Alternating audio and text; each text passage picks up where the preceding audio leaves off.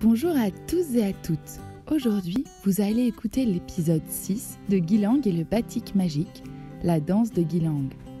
Merci encore à tous et à toutes de nous laisser autant de commentaires, d'avis et d'amour sur Apple Podcast et sur nos réseaux sociaux. Cela nous donne beaucoup de force pour continuer les aventures. En attendant, je vous laisse avec Gilang, Marwa et Joko. Bonne écoute!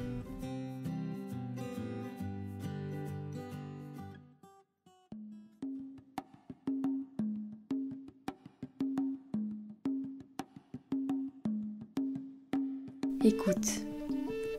Écoute le chant des vagues et du ciel qui se confondent. Écoute le bruit de la pirogue qui fend les eaux profondes. Écoute la pluie qui vient lever la brume. Écoute le rocher immobile qui embrasse l'écume. Écoute les arbres de la jungle qui bruissent de mille vies. Écoute et tu sauras la magie de l'archipel de Sulawesi.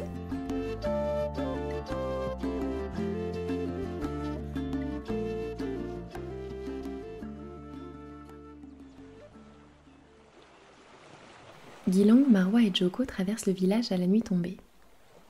Les Badjo ont bien avancé dans la reconstruction de leur maison. Tous les débris laissés par la grande vague ont été nettoyés, et de nouvelles cabanes aux couleurs vives se montent, planche après planche, accompagnées par les chants que fredonnent les Badjo pour se donner du courage. Gilang aime son village. Il aime comme tous les habitants s'entraident et travaillent ensemble. Il aime comme tous s'occupent des plus jeunes et protègent les plus âgés. Il aime savoir qu'il y aura toujours un bout de mangue et un peu de riz pour lui, peu importe la porte à laquelle il toque. Même si les Badjo n'ont pas grand-chose, il partage. Il sait qu'à la ville, les choses sont différentes. Les gens se croisent dans l'indifférence et ont souvent peur les uns des autres. Ils se sont éloignés de la nature. Ils ont oublié la voix des arbres et ont perdu leur chemin.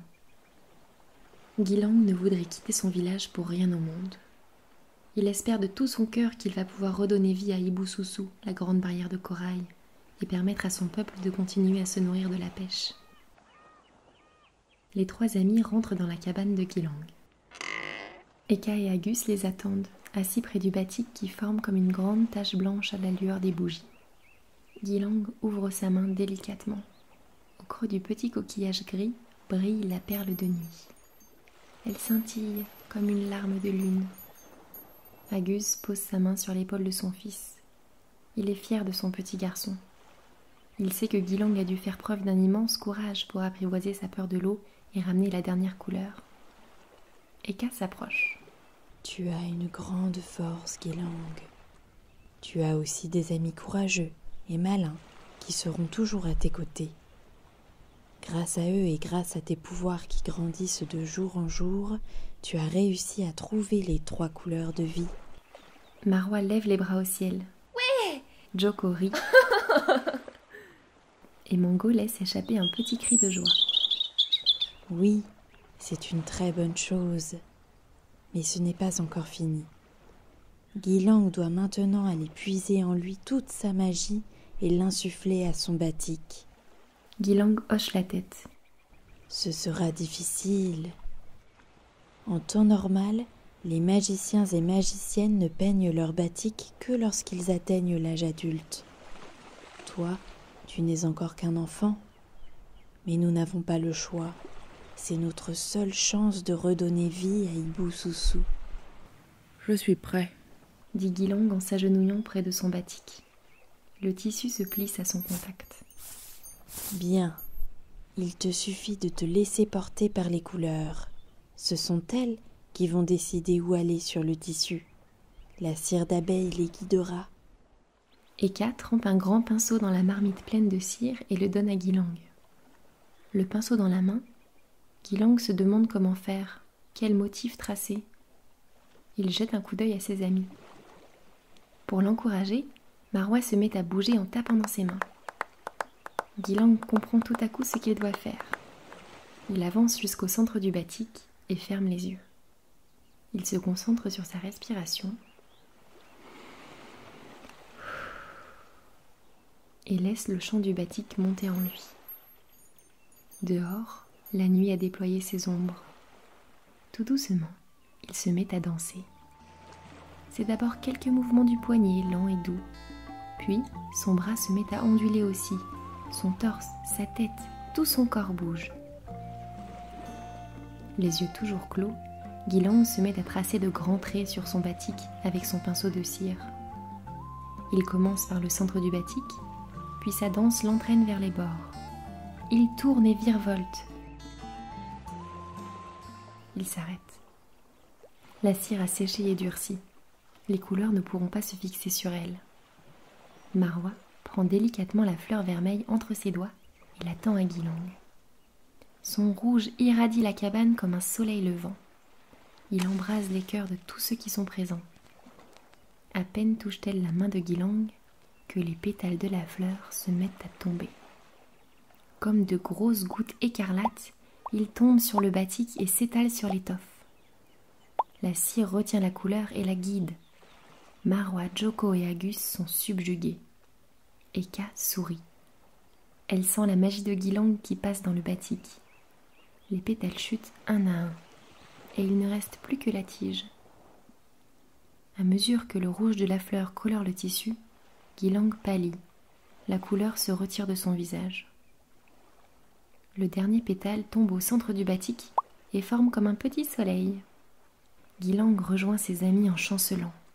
Il s'assoit sur le sol. La sueur perle à son front. Il est tout pâle. « Je suis épuisé !» souffle-t-il péniblement. Eka lui prend la main. « Repose-toi un petit moment.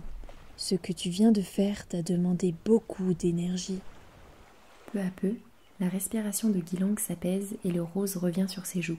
« Je suis prêt pour la deuxième couleur. » Joko glisse dans la main de Gilang 2 pépites d'or.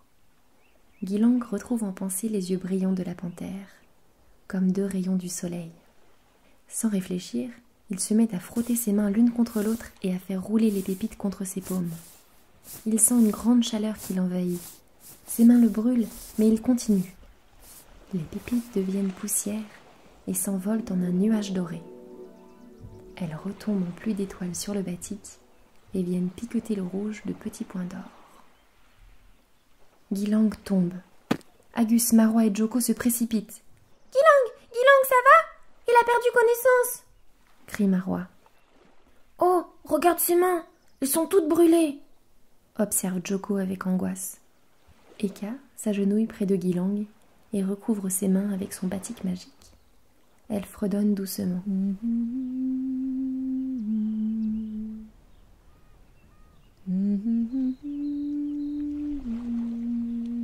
Lorsqu'elle retire son batik, toutes les traces de brûlure ont disparu des mains de Gilang. Il va revenir à lui. Il est très courageux, dit-elle calmement. Gilang ouvre les yeux. Marwa soupire de soulagement. Ouf! J'ai soif, murmure Gilang. Son père lui apporte de l'eau.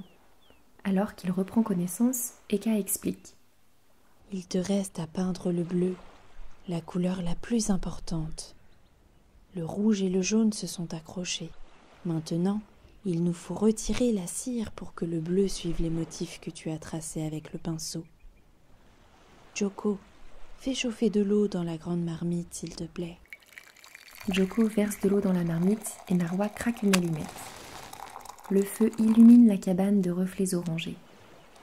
Les 2 couleurs sur le batik se mettent à scintiller. Gilang laisse sa tête reposer sur l'épaule de son père. Il sait que peindre la dernière couleur sera très difficile.